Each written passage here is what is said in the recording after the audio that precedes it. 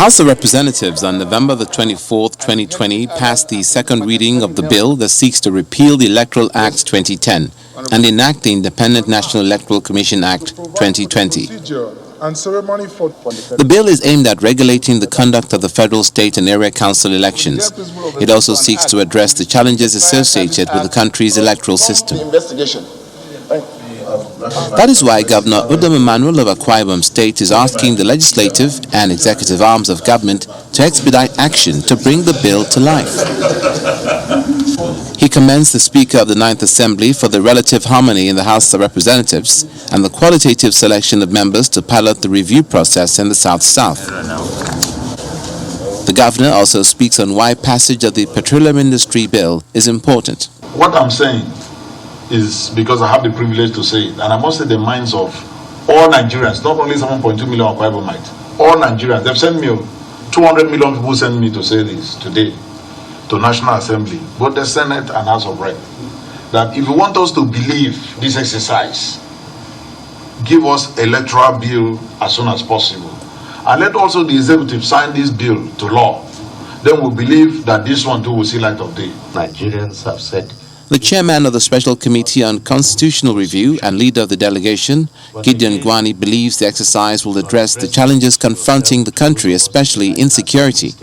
He also lauds the developmental efforts of the state government. For us at the 9th National Assembly, the current constitutional amendment is for Nigerians to seize the opportunity to produce a constitution that will guarantee the fundamental freedoms of every Nigerian and ensure the peace and prosperity of the Federal Republic of Nigeria. At the end of the deliberation, many Nigerians are of the view that this review will not go down like previous forum, but the Committee on Constitutional Review will ensure that all the decisions at the meeting will be implemented by the National Assembly.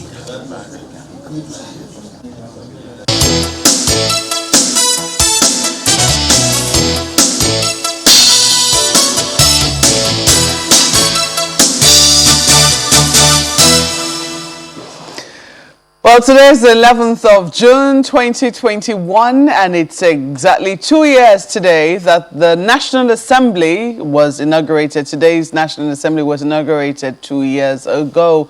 We have with us in the studio this morning Honorable Solomon Bob, who is a member House Committee on INEC and also a member of the Joint House and Senate Committee, a technical committee on electoral matters. You're welcome to Sunrise Daily, Honorable. Thank you, Margaret. Thanks for having me. And we also have Mr. Alwaraf Sujani, who is the Executive Director of CISLAC. You're also welcome to the program. Thank you. Good morning. Well, 2 years on, let me quickly ask you this before we move to the matter of the day. 2 years on, how does it feel to have been, to have 37 in the House? How would you rate your the performance of the National Assembly so far? It might not be a very, it might be a subjective assessment since you're there, but nonetheless, I'm sure you have some experiences to share. Yes, you just took it right off my lips.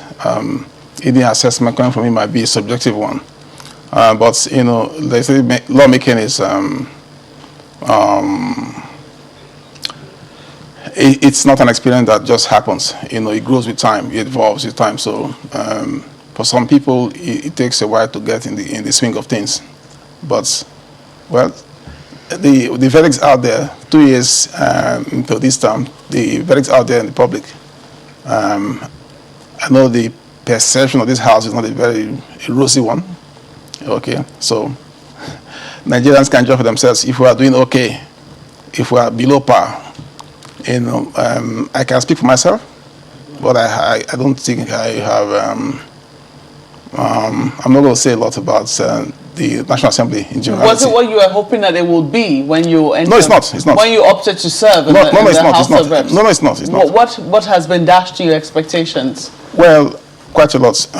We haven't taken our job seriously enough, if you ask me. Yeah, we have pandered too much to the executive. This idea of working cooperatively, for me, is nonsensical. and totally antithetical to the whole idea of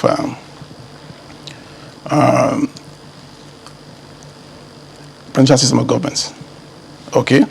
Yes, which emphasizes separation of powers. That's the key doctrine of that system. And the corollary. What precisely makes you say so? Well, you can see for yourself. I think, in my view, we can get better. We can get better results if we don't have National Assembly sucking up to the presidency to equal arm of government. That's not how it works.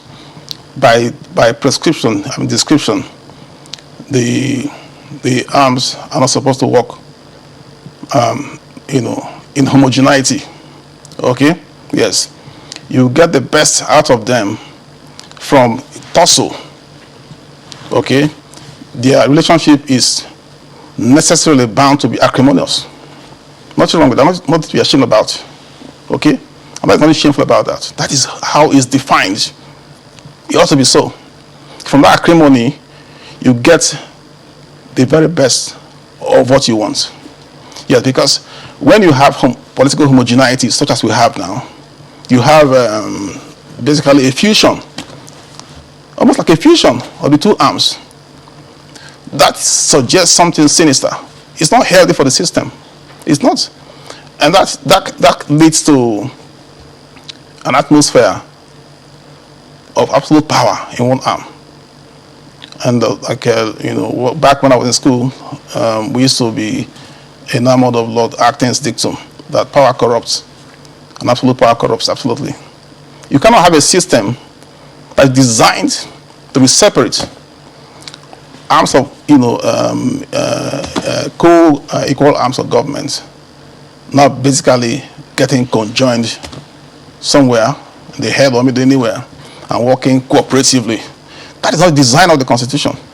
Flawed as the Constitution is, I'm the first to say so. Flawed and maybe redeemably so as the Constitution is, even the little leeway we have to put it in better operation, we are failing. National Assembly cannot be an appendage of the executive. It cannot.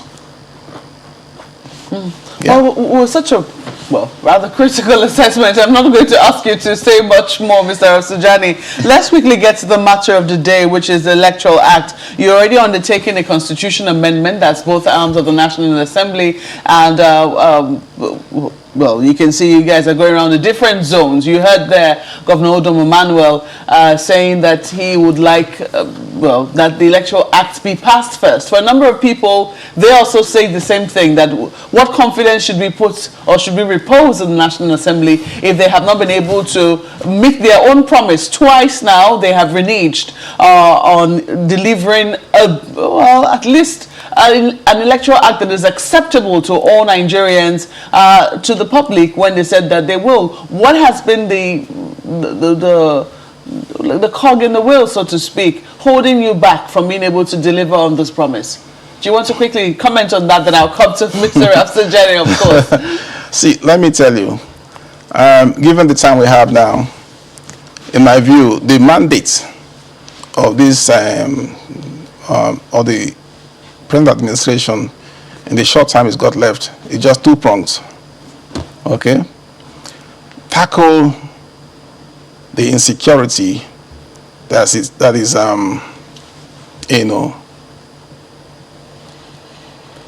pushing us to the precipice on which we are basically teetering. One. Second, deliver on electoral reforms by signing off on the electoral bill. That's all. They have no business now dabbling into the constitutional reform. On second thoughts, I mean, you have just laid the background of what you think the two major mandates are. That's all. Even though I already posed a question to you, I'm going to ask you to hold your thoughts on the why. But let me quickly ask Mr. Rafsanjani, how important, I mean, he has said the two most important things he thinks are right on the table right now. How important is that Electoral Act? Are we laying too much emphasis on it. I mean, there's a constitution amendment going on. Some people think that the problem is with the constitution, but he thinks it's more about the Electoral Act. How heavy, when you weigh it in importance, is the importance of the Electoral Act delivering the amendments proposed in the Electoral Act? Thank you very much. As we all know, really the most pressing thing now for Nigerians in order to restore confidence and to create an enabling environment for the INEC and the Nigerian people to participate in the electoral process, particularly 2023, you must prioritize by making sure that the Electoral Act are amended to enable INEC to conduct free, fair, and credible election. Anything short of that, you are then actually planning to erode that confidence on Nigerian people. There's no reason whatsoever after the last failure to sign the amended Electoral Act by the National Assembly. There's no reason why we should take another 2 years plus that we are debating this matter. If the excuse that was given then was that it was too close or maybe typographical error in just one out of many areas, that was the reason that was not signed, then why have you not been able to prioritize it and give it a speedy approach when you are already done with the 2019 election? I think the Nigerian politicians should know that what they are doing is actually, helping to destroy the democracy that they are enjoying. I'm wondering, I mean, even though you're asking those questions, how flawed was the 2019 election, so much so that you think that if we were to go to the next elections with the same Electoral Act, that things could go wrong? No, it's very clear that, Nigerians have listed and observed so many concerns in the, current Electoral Act, and that is why the whole agitation for amendment, Nigerians are making, and even the National Assembly members and the executive, they all believe that yes, there's need for us to do amendment on the current Electoral Act to enable INEC to function as an independent body. Secondly, the exclusion of the many Nigerian people, especially women, youth, and marginalized groups, especially the disability people living with the disability, is very clear. They are not actually carried on board in the last, or in the current Electoral Act, and therefore they need to amend that. That is why there's a group of Nigerians that come together to see how they can help to address the issues of fixing politics. So there's a platform, organization that is called Fix Politics, and they elaborated, a lot of recommendations to the National Assembly in order to strengthen our Electoral Act amendment. And this includes, of course, the use of technology. There's no way we can continue with the analog way that we are doing things. We must introduce and give a legal and legitimate backing on the use of even the card reader and all of it, because if you remember, court has been having, or ruling out that, look, because the reader card and the little technology applied in the 2019 election is not backed by any legal framework. So you will continue to have, this issue. But if you amend the Electoral Act to ensure that that happens, it will be great. Again, the diaspora has been, agitating and be talking, which is legitimate. They cannot continue to be excluded in the electoral process. They contribute economically, they contribute socially, they contribute at all levels, and yet you ambush them from, contributing to the electoral process. I think, we should follow from even smaller countries like Niger. They have diaspora voting. There are so many countries. It's just that we need to reform and amend the Electoral Act to give it the necessary, credibility to encourage Nigerians to participate in the electoral process, because currently there's absence of electoral transparency that Nigerians are satisfied with. There's also all these issues of ambush that politicians do, even in the transmission of the election results, are all there.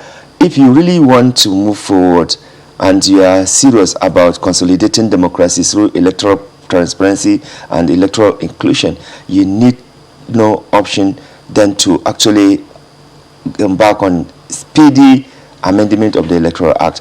Enough is enough. Many Nigerians are running away from participating in electoral politics because the system is such that, first, the nomination by the political party, the nomination cost by the political party is such a ridiculous amount that you will see. And there are quite a number of issues, like I said, the Fix Nigeria had itemized, and many civil society organizations that have been agitating and demanding for electoral system that will guarantee electoral transparency in Nigeria. The way it is now, the current Electoral Act does not give that confidence and does not really guarantee electoral transparency in the system. That's why there's need for the National Assembly members and the executive to immediately embark on this and stop this jumboree that they are doing, because the constitutional amendment, look, we've been advocating for the constitutional amendment since 1999. I have been, and many Nigerian civil society have been part of effort to ensure that we identify contentious issues in our constitution, and at local, state, in fact at community, state, local and national level, as well as zonal level, will all be meeting to discuss, to bring out those concerns that Nigerians are having. But you want to quickly make the point. But unfortunately, because the whole thing is about money making, and it is just to defraud Nigerians, it is just to continue to manipulate and waste public taxpayers' money.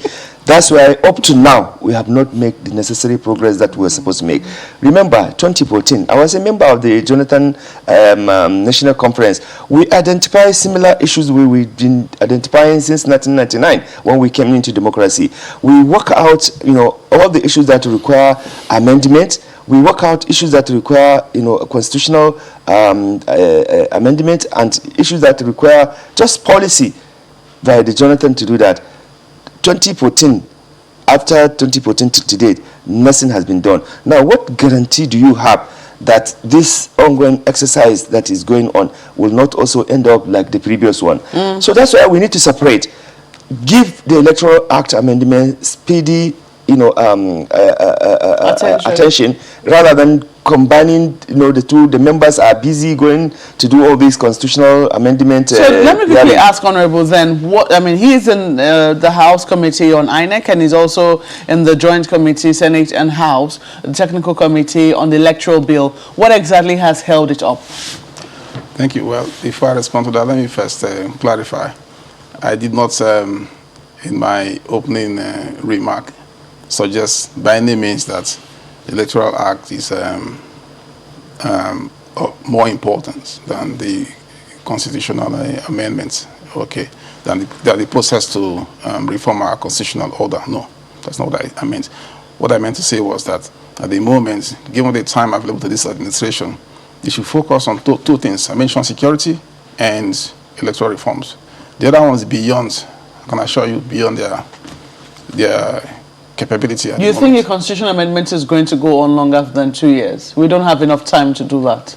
Well, first of all, I do not think that this government, this administration, has the integrity to deliver on constitutional reforms. That is my view. They have serious deficit, integrity deficit, and you cannot. I think it's an axiom. You can't deliver or give what you don't have. The easy picking. That's why I emphasize the other two. Easy picking, what you'd like to call the low-hanging fruits, is electoral reform. The other one requires a very tortuous route, constitutional reform. It doesn't end with us. It goes right back to the states. So 10 of them have to vote.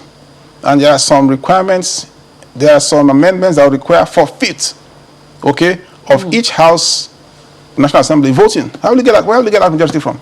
That's impossible. Yes, for a constitutional reset, not even amendment, not this tinkering, not this stuff. I agree with him.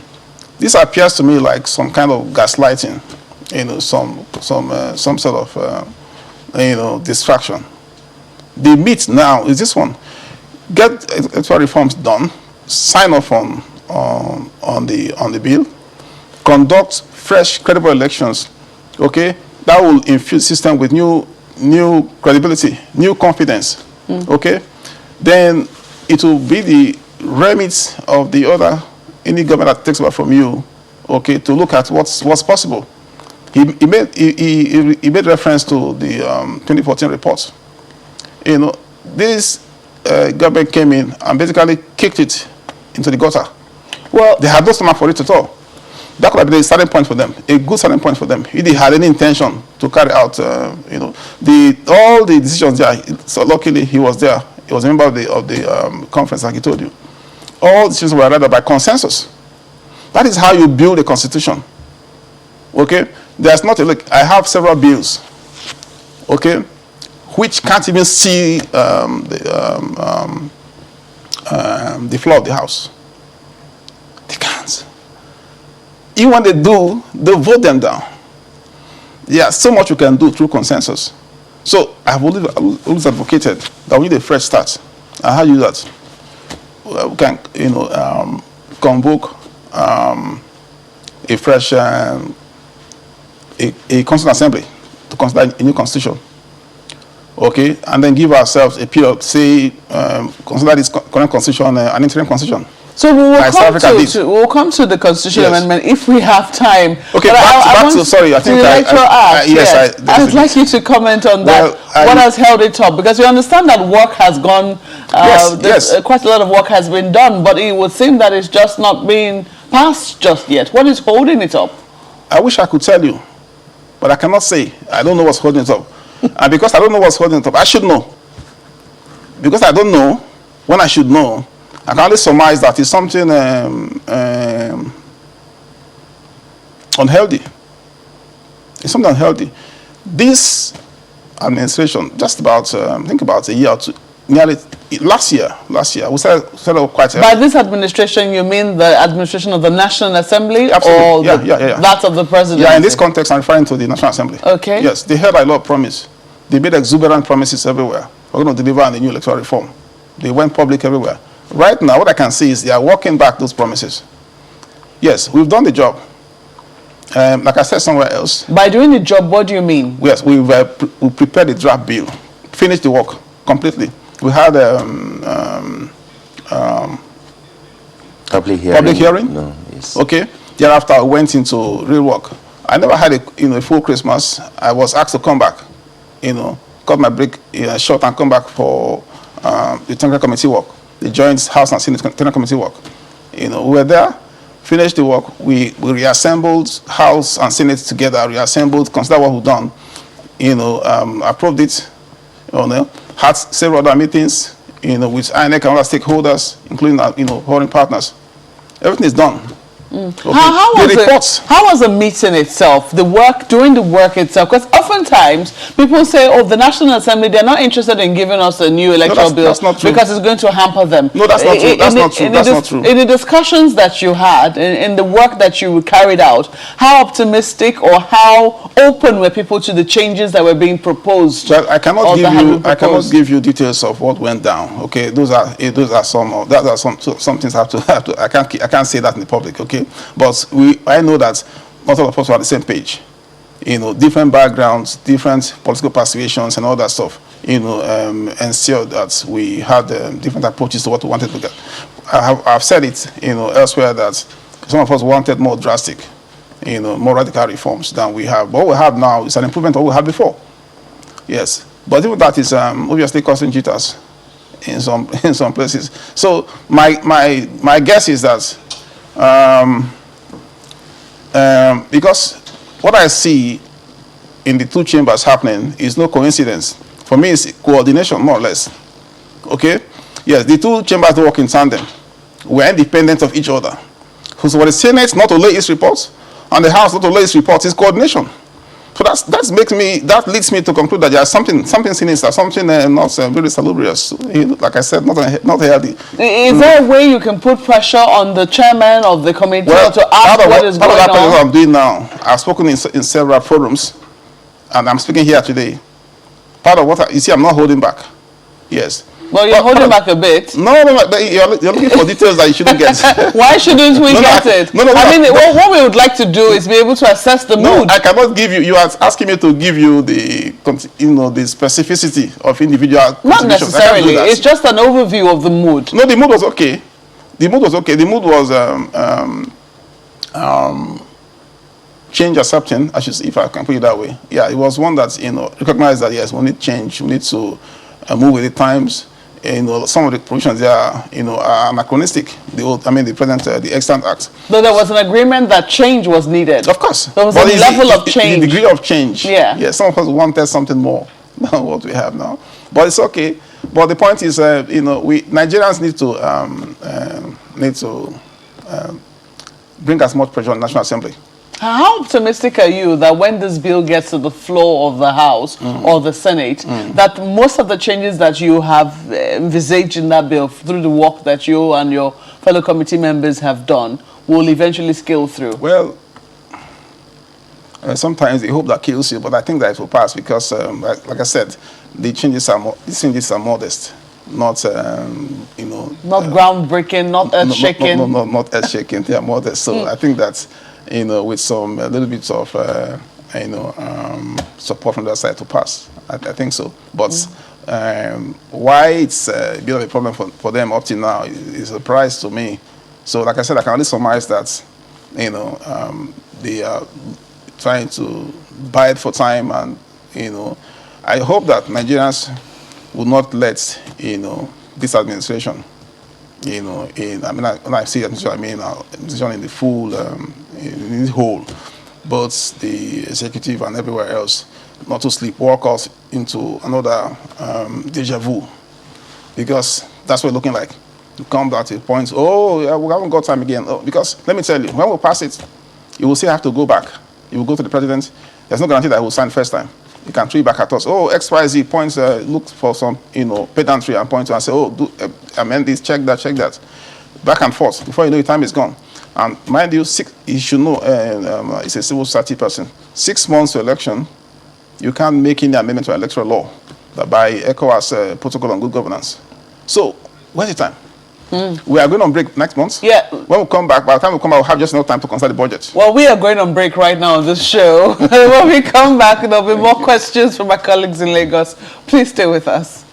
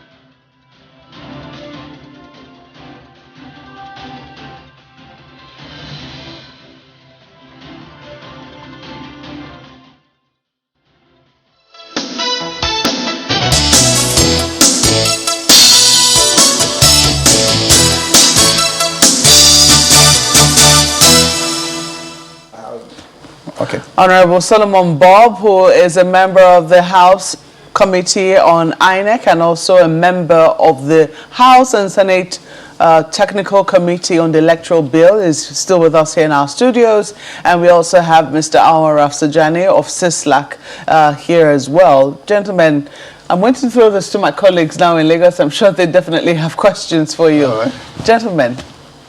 Thank you, Marco. Let me begin with Honorable Bob. You mentioned something the other time that's a little shocking when you talked about an integrity deficit. If you don't mind, could you expatiate on that, and how can we how can the government, the legislature, and the executive redeem that integrity deficit that you talked about? I'm sorry, I lost the audio because I can't really hear. Can you hear me now? Can you hear me now, Honorable?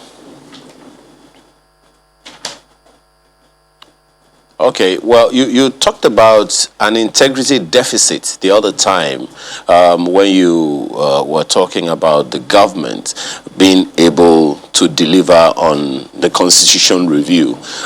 Exactly what do you mean by that integrity deficit, and where do we go from here? Well, thank you. This administration has never hidden its disdain for genuine reforms. It has talked down, and taken steps to essentially, put down any genuine talk about, changing the extant constitutional order. Their whole, how they say, zeitgeist, the operating moods doesn't suggest that, if anything momentous or really significant, substantial comes from, the bits of reports from the various parts of the country on this and ongoing process of the constitution, they will sign off on it. That's what I mean. Where then do we go from here? Because the understanding we have been told by the President of the Senate and the House of Representatives, what has been communicated to Nigerians is that they have the assurance of the President that this activity will not be an effort that will go down the drain. So they said they have the assurance of the President that they should go ahead with what is being done and that he would sign off on it. You don't see that happening?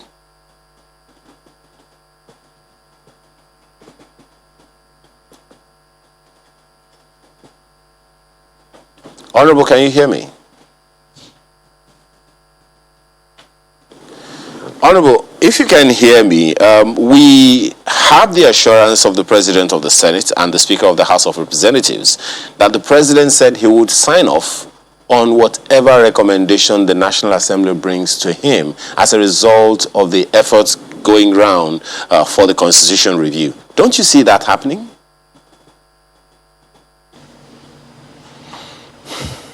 Oh dear, I'm so sorry about this. Well, he was saying something about the President, the Speaker and the President of the Senate. The President assuring them that he will sign off on whatever it is that they bring to him. And he's wondering whether you see that happening after, well, work might have been done and maybe passed by the National Assembly. I don't want to sound like a broken record. I couldn't hear you, but I can hear the rephrase from Maokwe. I said I have no confidence that he will sign off on any momentous That is even despite the assurance given by the President that he will. Well, I'm not bound to accept the assurance. I'm sorry. I go beyond words. People, they haven't walked their talks. 6 years. They haven't walked the talks. So, I mean, I have no. That's not how it works, okay? There has to be demonstrable connection between walk and talk. Okay, when there's a gap between the two, why would any talk reassure anyone? Yes, my personal preference is for, like I said, not this amendments tinkering that people have called it. I would have preferred, constituting a fresh Constitutional Assembly, okay, where everyone will come and put the demands on the table. They negotiate. They come to a consensus. While that goes on, the current constitution could be deemed, like South Africa did, US did, India did, will be deemed an interim constitution for a period of maybe 1, 2, 3 years. Yes. Well, I'm hoping that I phrased your question correctly, and I'm not quite certain if you're asking it with respect to the Electoral Act or a constitutional amendment, because he's going to the constitutional amendment now, but I imagine that you're asking about the Electoral Act. But let's quickly throw this back to you for a follow-up so that I'm sure he can hear you now. I hope Honorable Bob can hear me well. Well, and yes, Malkwa, you phrased it correctly. I mean, you have talked about both the Electoral Act and the Constitution Review, and it would seem like one is waiting for the other. That's why the way it's appearing to people. But let me ask Mr. Rafsanjani. So all of this process that we are talking about, you have listened to him about his own doubts about whether or not government, both in the National Assembly and the executive, can deliver on the promise, especially of the Electoral Act. You saw one of our slides there saying that the President of the Senate had promised that the amendments to the electoral law, to the Electoral Act, will ensure a reduction in electoral violence. First of all, concerning what he said about his doubts, do you have the same doubts, or you have some measure of confidence that at least the promise of June that the President of the Senate made to deliver the Electoral Act will be fulfilled? Today is June 11, and we still have quite a few days to go. Well, there's no doubt that this is all, planned and plotted to fill the Nigerians' expectation. It's not just any amendment we are looking for. We are looking at drastic amendment that can improve the integrity of the electoral process. So if you just go and do wishy-washy thing and you think you have done electoral, amendment, you have not done anything. Look, this government came with a complaint that the electoral process was a very fraudulent process, and even the president was a victim of electoral fraud in Nigeria, as he said.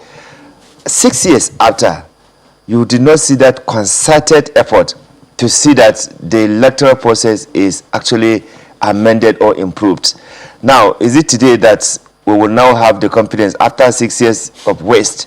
Is it today that we will now have confidence that the electoral amendment that they are promising will work? I think what the executive and unfortunately some of the National Assembly people are doing are more interested in repressive laws and policy that will undermine civil space. Look at how quick they have moved to ban Twitter and to constrain civil society, from demanding accountability, ensuring that human rights violations are stopped in Nigeria. But they will not take quick action on issues that can actually even stabilize the polity or guarantee, free and fair, election. At least a lot of, Nigerians have been talking about all this agitation that we are saying. The root cause of it is not anything but bad governance, corruption, mismanagement, impunity in the system. And if you will not take drastic action to deal with this level of insecurity, corruption, which of course corruption is spoiling, I don't understand what you really want to do.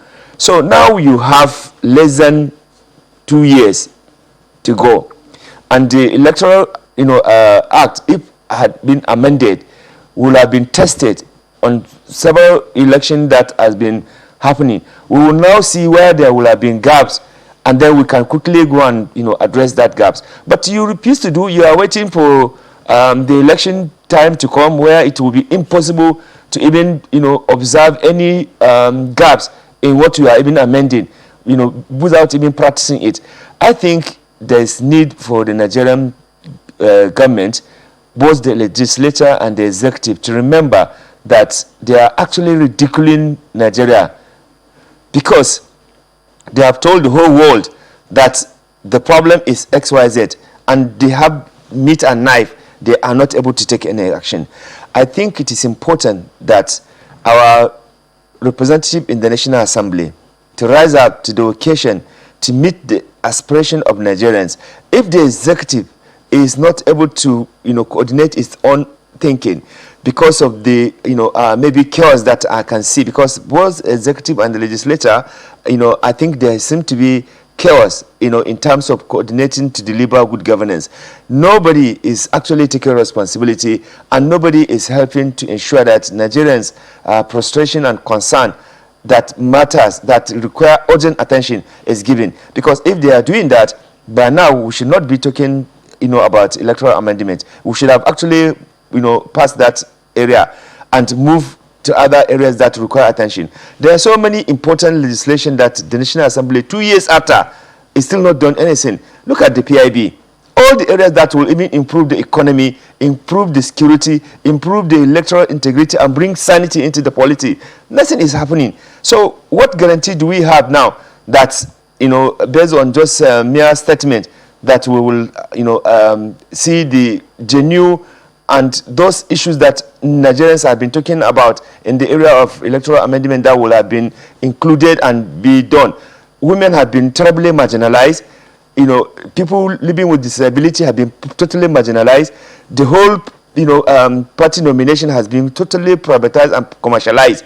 So if you have not stolen so much, you cannot even, if you have not stolen, or you do not have godfather, or if you are not a genuine business person who have money, you cannot actually participate in anything in Nigeria. You have been ambushed, elbowed, and marginalized completely. So you do not have the opportunity. And even through the public hearing that you will come and give your views, they will not take it. I know how public hearings are conducted and the result, the outcome of the public hearing. So you can come and make all your submission, all your beautiful recommendation and everything. Just the group of the people that will do the report itself will dictate everything. Will make sure that any good thing did not even come in. So I want to really appeal to the National Assembly and the presidency that there's need to restore electoral confidence and integrity in Nigeria by quickly embarking on genuine, serious electoral amendment that will guarantee Nigerians confidence, including people who are in the diaspora, including ensuring that the INEC itself is really independent. Look at how and serious the whole process is. Somebody who is a card-carrying member, somebody who had been rejected by Nigerian people, you now nominated that person to go and serve in INEC. I think you need to, that is the part of why you are actually losing confidence on Nigerians. And if you have those people who are already known, very notoriously known to be party carrying card members and going to serve in INEC, you've already reduced the integrity of that and create doubt on the Nigerians' minds.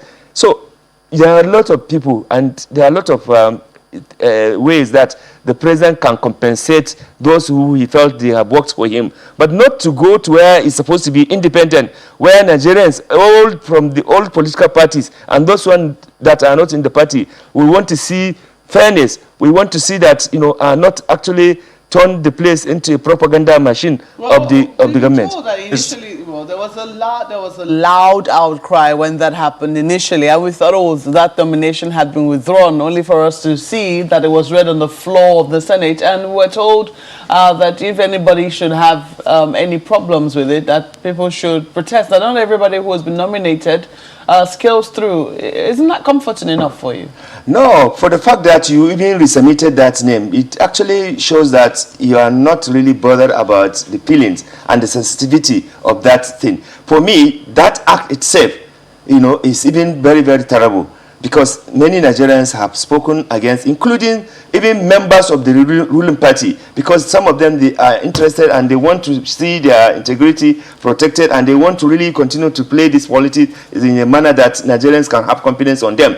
But some few tyranny, they continue to do things that even undermine even the party itself, and even the presidency. So I don't think really we are going to make any serious progress, even with the so-called Electoral Act amendment, if some of those key recommendations made by civil society and by genuine Nigerians who want to see real electoral reform that will minimize and reduce use of money, use of violence, manipulating the process, ensuring that your vote count. If all those things, including getting the diaspora people to also participate in the process, including using technology to ensure that the incidences of manipulation and vandalization of Electoral Act is not improved, including providing INEC with enough time to prefer and fix things. If all those things are not going to be contained in the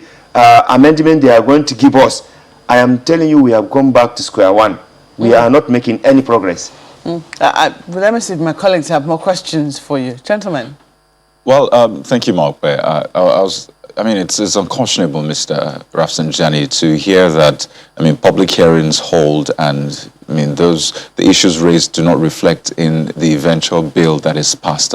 I think that is, I'm not even sure what term to use for that, because it's a major part of the legislation process, ensuring that people have their say in some of these, bills that are passed. In fact, all of the bills that are passed. But let me just get some specifics, really. Do you think that at this rate, that June deadline will be met? Yes, we had a Q1 deadline, now June deadline, just a few more days to go in the month. Should we be looking forward to that bill being passed from the, things you're seeing, the trends you're seeing?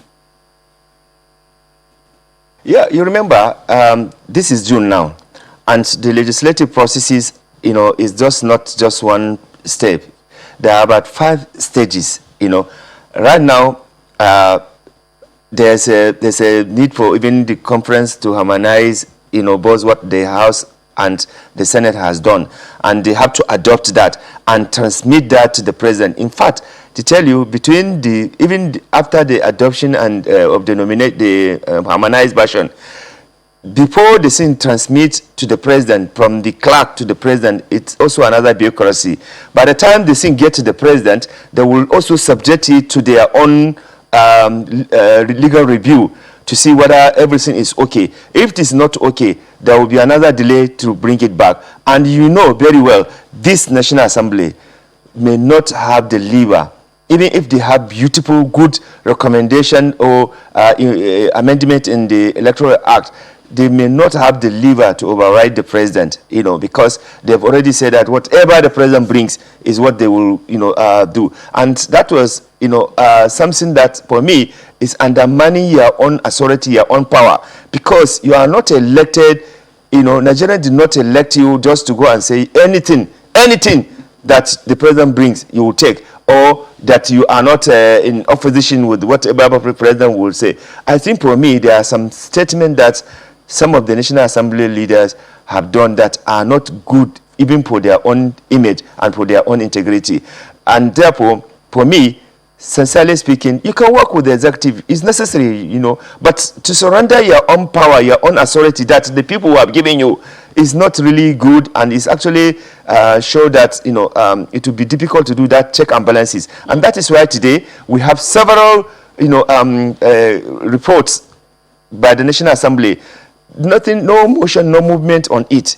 There are so many, public or investigative hearing reports that actually indicted some people in the executive, because there's no lever to approach or to confront it, to take necessary legislative action. All those things are going, and the corruption and impunity continue to thrive. Look, there is reason for having legislature and democracy, because it is only through the National Assembly, through the legislature, that we will be able to see all this kind of monumental and grand corruption that people are doing.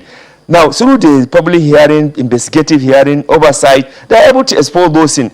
But believe me, many of them, when they do the work, it will only stop there, because you cannot even speak in the chamber if the Senate President or the Speaker did not allow you to talk. So for 4 years, if they consider you as a threat, you cannot even talk. So what do you mean that you have actually gone there to waste your time? I want to ask you quickly, so do you think, it means that, citing that statement by the Senate President, anything that the presidency brings that they will pass, you're not optimistic that the nomination, which a lot of Nigerians are not happy about or are worried about, will not be rejected or refused by the Senate?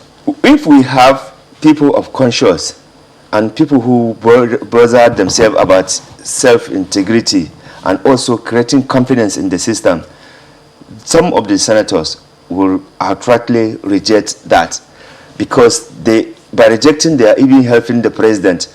Because let me tell you, this is about image, this is about integrity. So you believe that the senators will reject it? I say some of them, they will definitely reject it. But the Senate as a whole? But the Senate as a whole, you know, it's a National Assembly, like I said, you know, it's a place that you don't argue with the principal officers. If they say this is the direction they are going, you dare not to do that. Otherwise, they will even, in fact, you should pray that they do not even remove him from the committee. Because there are some members who, simply because of their own view, that is contrary to the principal officer's view, they have been disallowed to be part of any committee. I know some of the members, they are not part of any committee, despite the fact that it is stated that a member at least should be in 1 or 2 committees. But there are some that they are not in any committee, and there are some, if they say anything, they cannot speak at plenary, because you have to get the Senate President or the Speaker must allow you first for you to talk. And if they see that you are going to say anything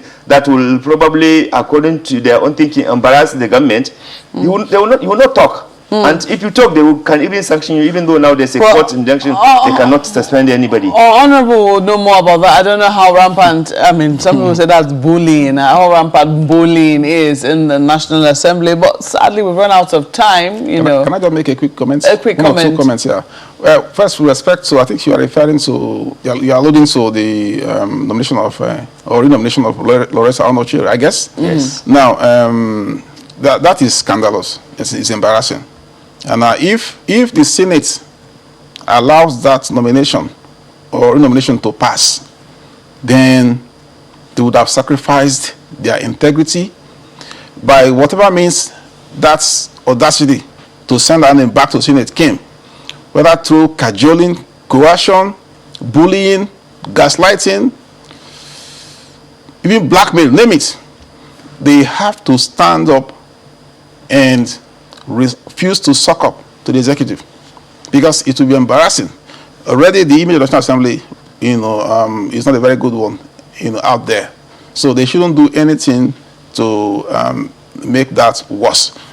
Secondly, with respect to the Electoral Act, I don't think that we have no need for conferencing, because we all worked on the bill together with the joint House and, you know, Senate committee that worked on it. We have the same bill. Their bills, our bill, our bill is our bill.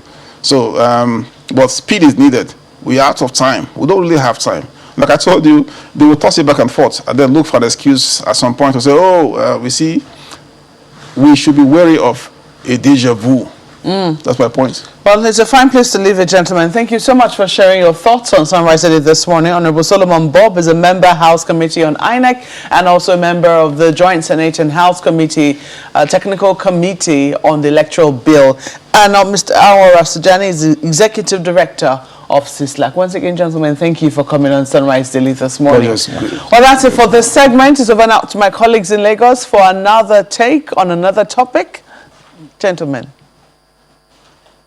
Related issues are still not just going to go away while we are considering amendment to the Constitution. There are other issues that are right there on the front burner, but we'll take that on when we return from this break.